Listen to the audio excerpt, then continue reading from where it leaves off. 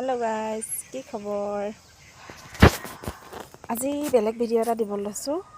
ডাঙৰ ল'ৰাটো অলপ দিনৰ আগত চাইকেলৰ পৰা পৰি হাতখন ভাঙিছিলে। তাকে অলপমান ভিডিঅ' কৰি থোৱা আছিলে, তাকে মোবাইলত সাঁচি ৰাখিলোঁ। ডাঙৰলৈ চাব তাৰ অৱস্থা কি হৈছিলে হাত ভাঙি।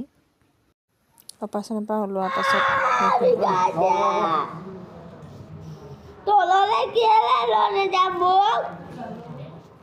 এইখিনি সময়ত আকৌ বেজী নলয়, বেজী ল'বলৈ পলাইছিলে। এয়া ধৰি বান্ধি দিয়াইছোঁ বেজী, ইমানেই ভয় বেজীলে।